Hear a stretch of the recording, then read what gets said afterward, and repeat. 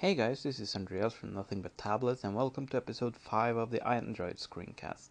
In this episode I'm going to cover another aspect of iOS versus Android which is different on Android, and that is how it actually handles keyboards, because on iOS you have one keyboard and one keyboard to rule them all, but on Android a keyboard is actually more like any other app that you can install more and tweak more settings and basically do a lot of things like that. So depending on the device you have, uh, it will come with some sort of keyboard. This device actually came with several. I think it came with um,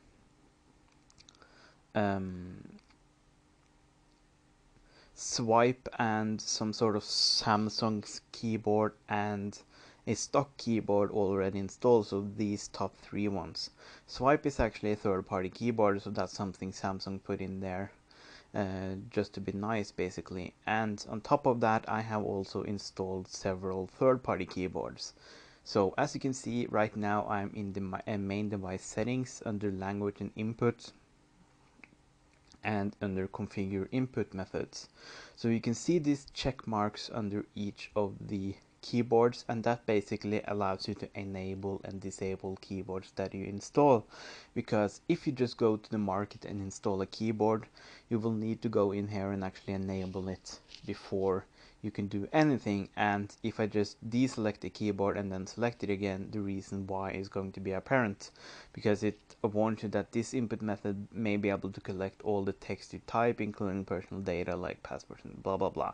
Basically this is like this is just trying to scare people, and I think it actually succeeds in scaring people, because this basically makes it sound like the keyboard you just installed is some sort of virus. However, this is basically just a generic warning, because any keyboard that you install technically has the capability of recording uh, the text you put in, because it's a keyboard, so you press the keys, and actually recording that is not going to be a problem from a programming point of view. However, if you install reputable keyboards from the market, obviously those aren't going to do that. So this is just something that you need to learn to live with, because it's just one of those scares that Google puts in there to make sure that you're not doing something stupid or something like that.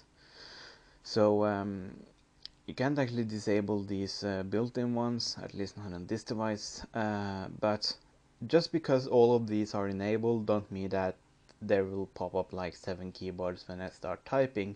This is basically just the setting to enable them to be active as keyboards on the device at all. So basically until you check these check marks, the keyboards are going to be basically just garbage. So make sure you check the setting in here, and then you can see that some of these also have settings options underneath them, and those are basically things like input language, what type of keyboard, voice input, handwriting, all sorts of things. So you can see that there are some entries here that don't have settings, and that's because these are actually not keyboards. The three that you see on the screen right now are actually not keyboards. Those are sort of interface elements for a game controller setup. You can read more about that if you check out our Android game controller guide. But just to show you the keyboard that I'm actually using, which is Perfect Keyboard Pro, it actually has a lot of settings. You can even back up and restore the settings, because there are so many settings that actually configuring it for each time you reset the device or something is too much work. So for instance, this is a typical keyboard setting word suggestion. Uh, you can basically tweak all sorts of settings of whether or not the keyboard is going to suggest any words to you. Vibrate and sound handle things like haptic keyboard, haptic feedback, where it actually vibrates if you press the keys. Gestures, that's something that a few keyboards have. Basically all of these settings are going to vary depending on the device you have and the keyboard you have installed. Layout and appearance is also something quite important, because here you can set different layouts for horizontal and vertical typing. For instance, I'm recording this in horizontal mode, but because this is a 7-inch tablet, I actually prefer typing in portrait mode. So I have this keyboard set up just the way I like it in portrait mode, but in landscape mode it's going to look kind of peculiar.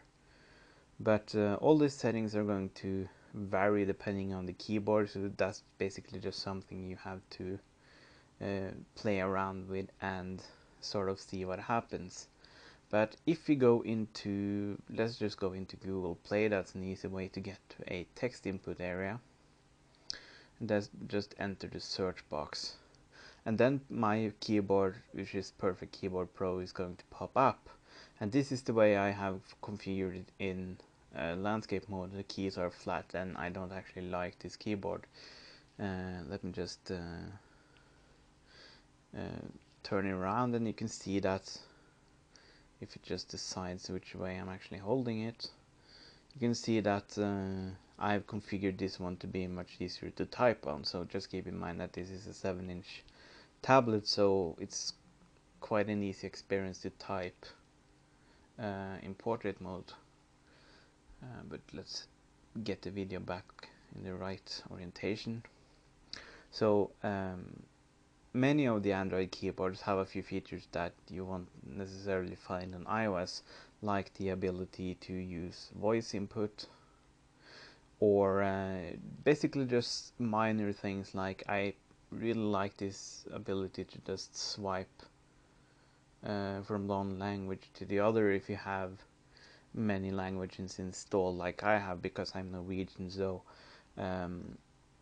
I often have to switch between keyboard layouts. You can see these 3 buttons over here that you won't find on an English keyboard, but that I need on a Norwegian keyboard.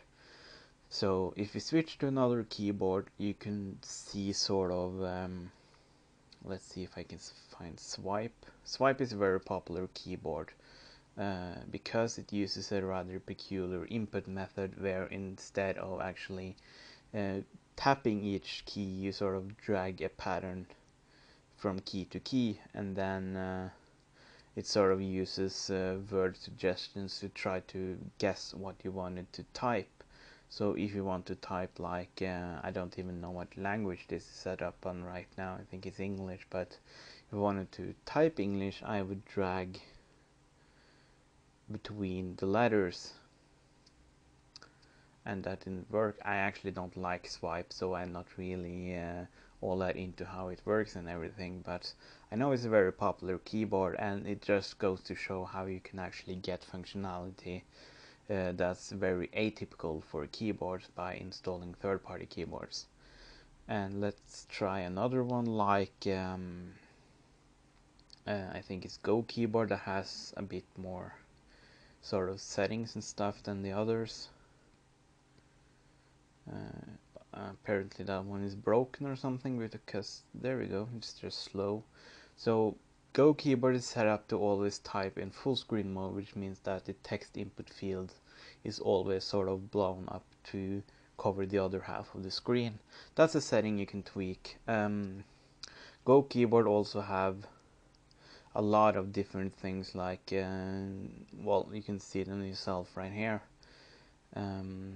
It's been a while since I used this, but it also has things like these arrow keys and cut and paste, which is useful if you're editing text.